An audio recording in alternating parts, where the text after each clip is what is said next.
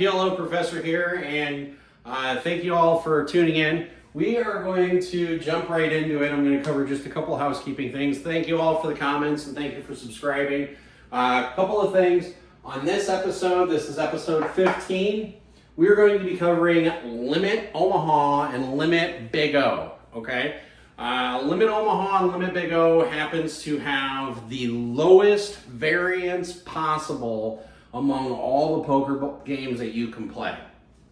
Okay, I know I might get a little bit of flack for that on the internet, but I go ahead and say things that I truly believe, and I just go with it. So in any case, most of what I'm going to be talking about in this episode is going to cover 10-20 limit to 30-60 limit, with a half kill, with a quarter kill, with a full kill. All of that's still going to apply.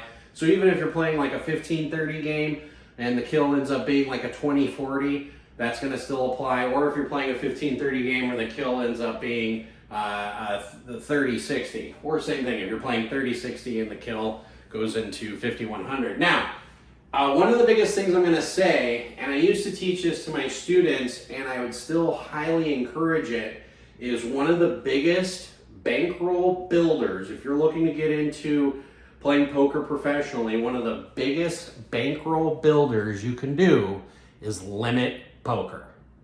What was that? Yeah, limit poker. What, professor? Limit poker? Bankroll builder? What are you, smoking the reefer today? No, I'm not. Yes, so here's the big thing. And I'm just gonna put this right up here. These are great bankroll building games. Bankroll builders, okay? Building games. And the reason why with any of these games that are Limit Omaha 4-card or Limit Big O 5-card, the reason why is because in order to properly play No Limit Hold'em strategy or properly play Pot Limit Omaha strategy, you usually need somewhere around 20 times whatever your buy-in is, okay? And the reason why that is because that's gonna weigh out any downswings you have, weigh any kind of variance. I had a new student this week ask me, they said, what kind of bankroll should I have to transition from being a full-time employee to being a full-time professional poker player? And I said, well, the biggest thing that you need to do is whatever buy-in you have 20 times your buy-in, and have 3 months covered of your expenses, of your rent, utilities, etc., etc. So when it comes to limit, though, you don't need 20 times the buy-in. Typically, anywhere between 8 to 10 times the buy-in is going to be enough. And that's right, I said that, 8 to 10 times the buy-in. Now, professor, excellent question. Timmy in the back, he just asked that question. He said, what kind of buy-in should I buy on any of these types of limit games? That's an excellent question. So whether it has a kill or not really doesn't matter. I always buy in enough to where if it's cap all the way through, I don't have to worry about whether or not I run out of chips. And for those of you who aren't familiar with limit, usually what you have, and I'm just going to cover some quick basic things, you have a bet plus either 3 or 4 raises. So when you sit down at the table, you need to find out, is a capped bet, which means you can't bet anymore. Is it capped at 4 bets total or 5 bets total? Every place is a little bit different. The principles that I'm going to talk to you about in this video, it doesn't matter whether it's a 4 cap or a 5 cap. I do have a saying. It actually came from Capital Casino in Sacramento, California, which happened to have one of the juiciest 6-12 Omaha high-low with a full kill games with $2 chips.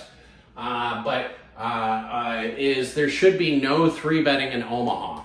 And what do I mean by that? So obviously if you're playing a 10-20 game, your blinds are going to be 5 and 10. If somebody makes it 20 and somebody makes it 30 and it comes back to you, you should just cap it at 40, okay? Stop calling at the 30 mark. And I'm going to go into a little bit of details about that. But yes, you should have 8 to 10 times the buy-in. So go back to Timmy's question. Pardon me, I got off on a little tangent there. Timmy distracted me there in the back. That happens. But what kind of buy-in should you have? So if you're playing a 10-20 game, most 10-20 games are going to have like a 15-30 kill or a 20-40 kill. The big bet is 20. You should have about 25 to 50 big bets, okay? So if you're playing in a 10-20 game, you should buy in for anywhere between 500 and 1,000.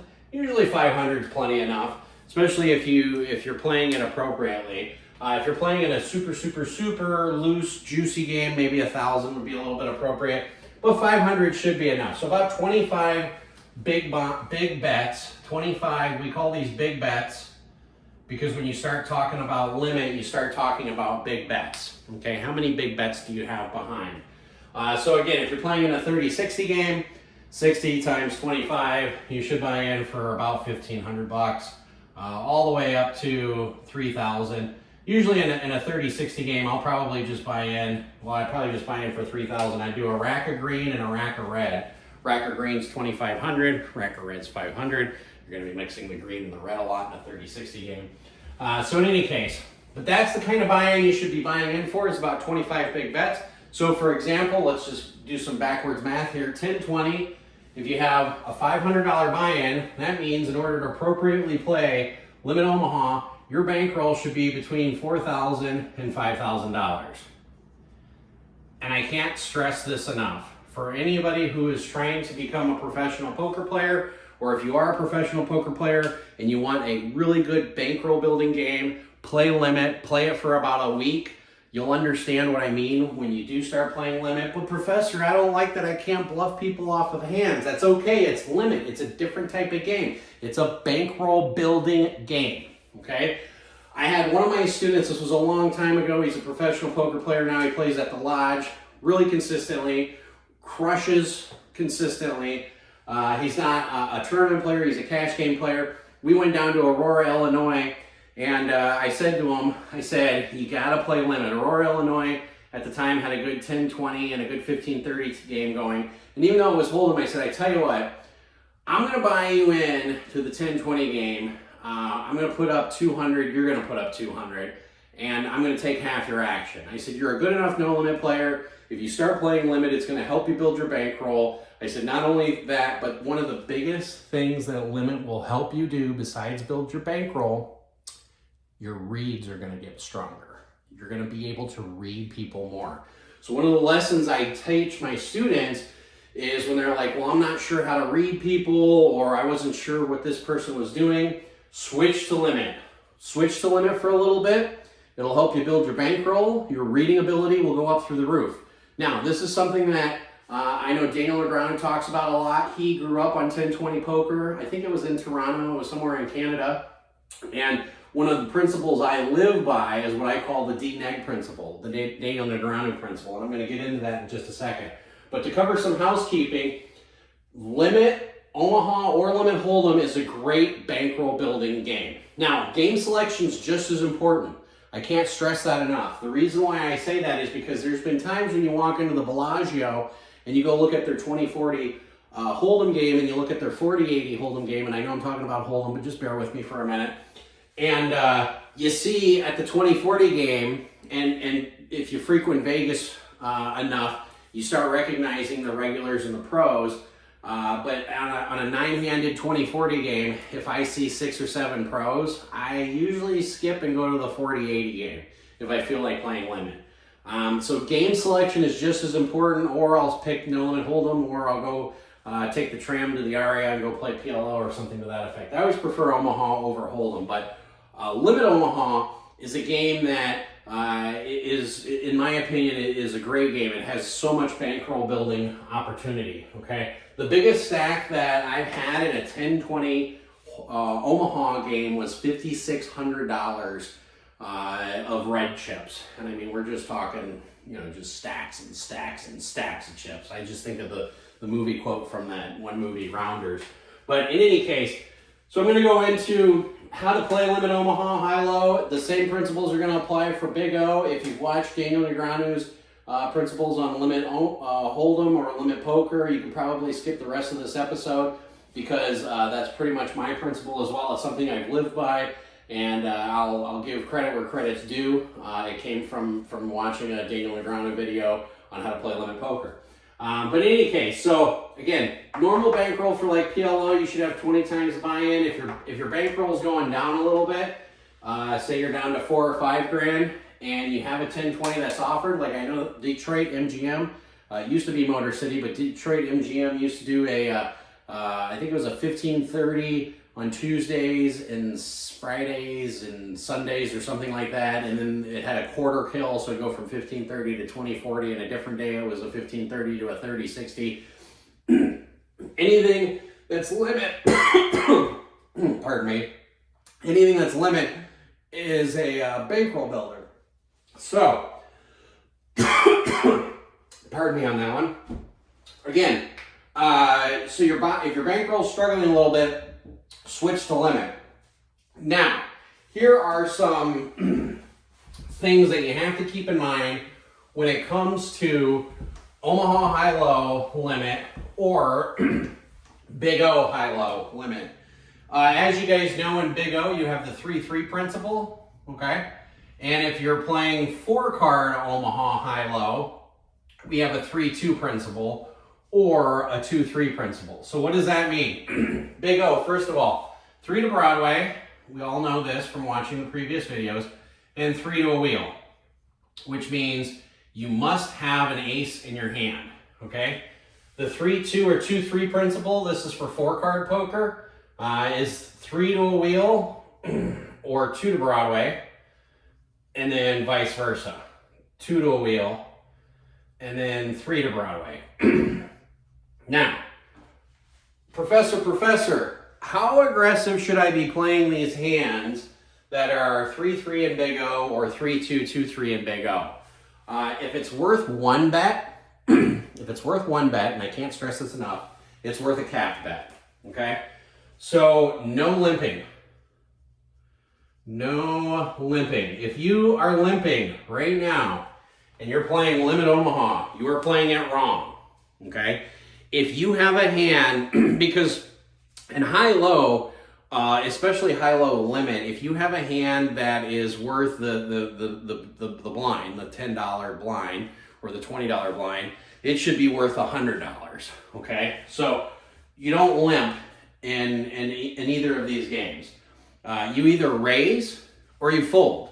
And if somebody else raises, you either raise or you fold, unless it's capped. If it's capped, then you go ahead and, of course, call. Capped means there's no more raising left. But this is going to be a short episode because that's pretty much the majority of the gist here. Is don't limp pre-flop. What you want to try doing, of course, is getting as much money in the pot pre-flop when you have either 3-3 or 3-2, and after that you gotta determine what you're gonna do. Like if the board comes 9-9-10 and you have an overpair, I'm probably gonna call once there, because then you start running into things called pot odds instead of implied odds. And you know, there's a lot of times in limit tends to be a much faster game too. That's the other thing, is you see a lot more hands in limit. Even in Limit Omaha high-low, you're going to see more hands than you will in Pot Limit Omaha. Because in Pot Limit Omaha, you know, somebody bets $1,000 and you're facing a $1,000 bet on the river, you're going to sit there and think for a second, is this person bluffing? Did they miss their wrap? Did they miss their flush? In Limit Omaha, say you're playing a 10-20 game with or without a kill, if there's $1,000 in the pot, and somebody bets $20, you're getting 50 to 1 on your money. And this doesn't happen all the time, but you know, if the board came something like 9 Jack Deuce and the turn was a 3, which brings in like a wheel draw and all sorts of stuff, and say you got club, heart, diamond here, and then say the river puts out, let's just say it puts out a 10 of clubs, and you flopped a set of jacks and somebody bets into you, you might end up calling that, okay? Any type of limit game is going to increase your reading ability, okay? And that doesn't mean that anytime you're getting 50 to 1 on your money, you always call, because one of the biggest leaks that people who first start playing limit that they have is they can't fold the river. If you're losing in limit, it's one of 2 reasons. Either you're limping pre, which you should never limp pre. And you know, I'm just gonna time out real quick and say this.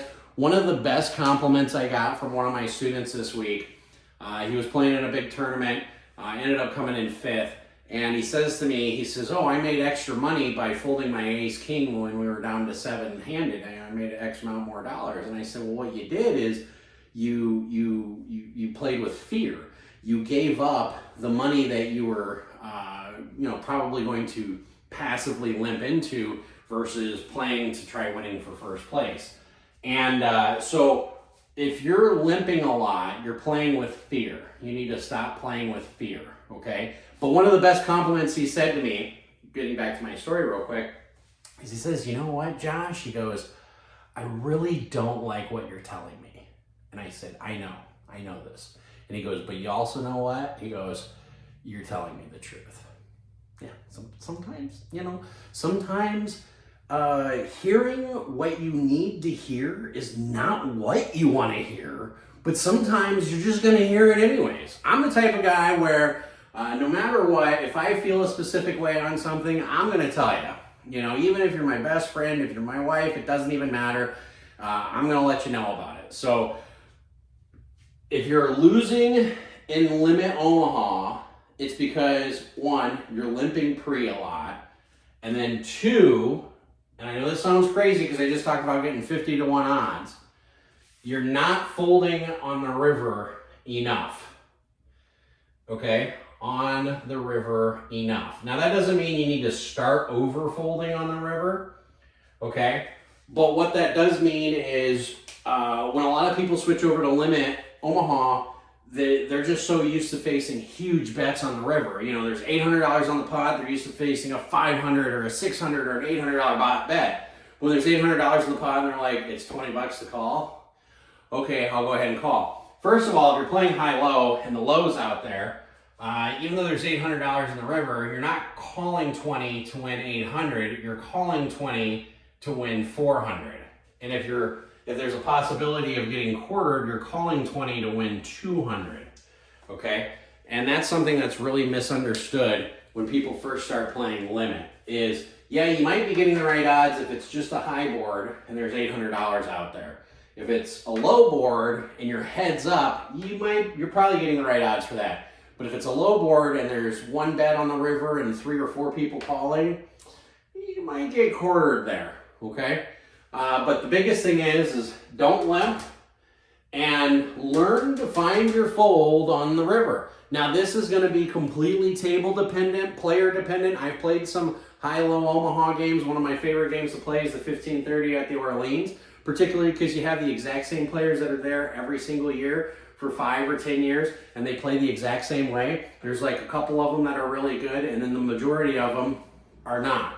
And if you're watching this video and you're one of those, change the way you play or keep playing the same way. It doesn't matter to me because I'll end up showing up there and playing with you guys regardless. But they like to limp a lot pre. And you'll find that a lot of OMCs, old men with coffee is what we call an OMC, they like to play Limit Omaha high-low, and then they'll like to limp. And if you're the one in there constantly raising, they're going to eventually look over at you and be like, well, how's that working out for you? And you can just look at them and be like, I don't know, I'm up like 1,000. You're stuck 500. You tell me how it's working out for you. Stop limping pre-flop. And then even sometimes when you're getting ungodly odds to call, if you have a really weak hand or if you missed, either fold or raise the river bet. One of those two. So again, this is a short video. If you haven't hit the like and subscribe, go ahead and do that. We're over 1.6K subscribers. I'm super pumped about that. Thank you all.